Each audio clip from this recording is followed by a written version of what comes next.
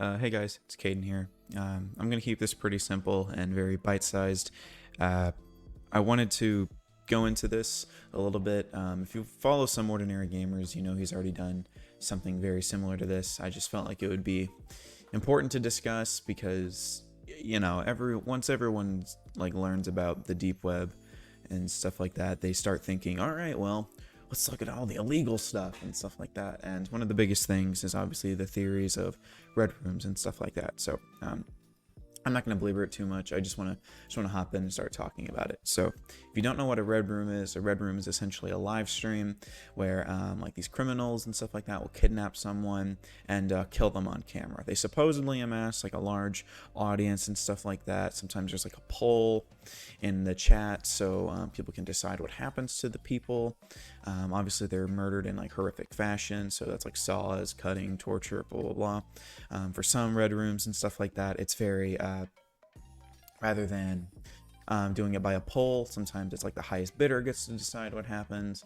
Now again, this is just what supposedly happens in these red rooms, and thing is that it's just highly unlikely. But before we go into the highly unlikely side of things, let's figure out the basics first on why this is very, very unlikely. So the deep web is accessed through this thing called Tor, an anonymous internet browser. And Tor essentially kind of functions like a VPN does, in that it kind of supposedly masks your IP address or makes it somewhat harder to find, right? Now, of course, I'm not comparing a VPN to Tor. I'm not saying it's a one-to-one comparison, just in the main idea that it makes it a little bit harder to find you. That's essentially what I'm trying to say.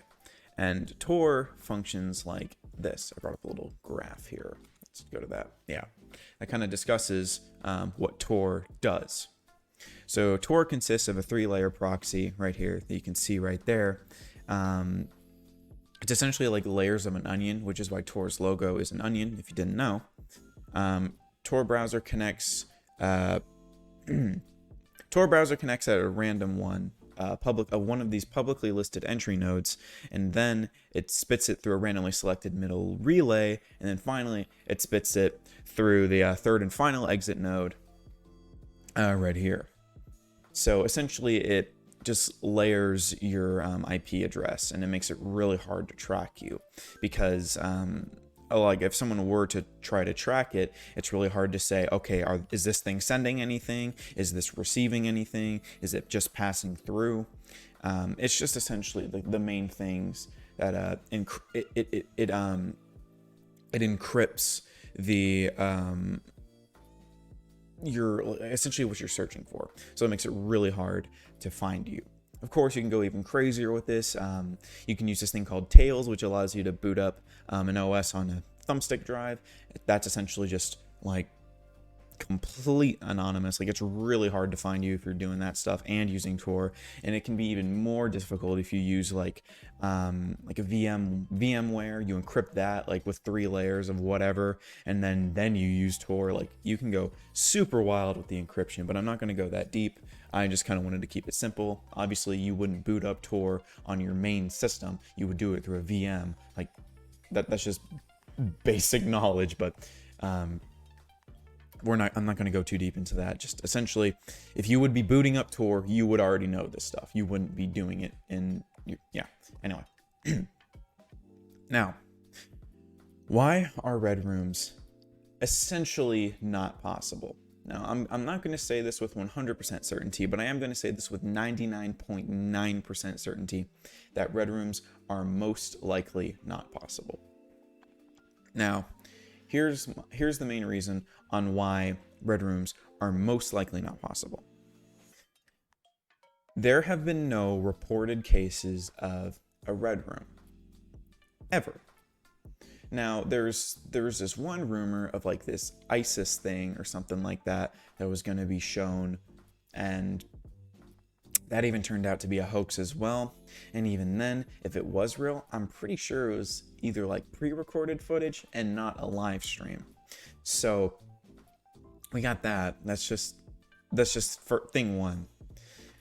There has been no reported cases of a red room. You see stories online and stuff like that, but there has been no like genuine documented red rooms ever. And obviously, you know, if you were to hop on Tor, you can find a bunch of like web pages and stuff like that that say they are red rooms and stuff like that, and you can send them like Bitcoin and stuff like that to get into the rooms. But the thing is that you are like even then, if you were to send the like Bitcoin to that link, it's probably just a honeypot. And if you don't know what a honeypot is, essentially it's just like a sting operation. Like it's just stuff set up to essentially make you fall into the trap of doing something illegal. Now, it's just absolutely ridiculous. It's not. It's not probable that there could be a way that you live stream through Tor. Now, let me put it like this. If you've ever used a VPN before and you tried to download something or you tried to access something, 9 times out of 10 you notice there's at least a slight bit of latency in your internet. Things slow down a little bit. It's like trying to stream a movie on Netflix when you have a VPN on. It's possible, it's just that it's going to be a little slow. You're going to notice it's going to be a little choppy and stuff like that. Now, red rooms aren't possible because there is essentially no way that you can stream something through Tor, which routes your IP address like 3 to 4 times, probably more if you can encrypt it further. It is very safe to say that there is no way that you can live stream something on Tor and have it be in decent quality for hundreds and thousands of people to see. And let's just go even further. Let's just say that you can. Let's say you find a way. You find a way to broadcast on Tor. A lot of these red rooms cite their rooms as being in like oh yeah, we have it 1080p, 4K, 60 frames. Not possible. It's just not possible. And even then, there's so many layers, like an onion. There's so many layers that we can go to this. If these rooms were real, you wouldn't be able to find them. These wouldn't be public. These wouldn't be common knowledge. They wouldn't just be something like, hey, yo, dude, here's a link. Watch this guy get murdered in 1080p, 60 frames. Like, no, just not probable. There is no reason that this would be public knowledge. There's no way that you, as an average citizen, would know. And even then, why would these high-class criminals be doing this stuff on, like, why would you publicly know if you were this super high-class criminal? It just, there's so many things, like once you start looking into it all, it just doesn't make sense. If you are a high-class criminal using the deep web, there is no reason why you would be streaming something.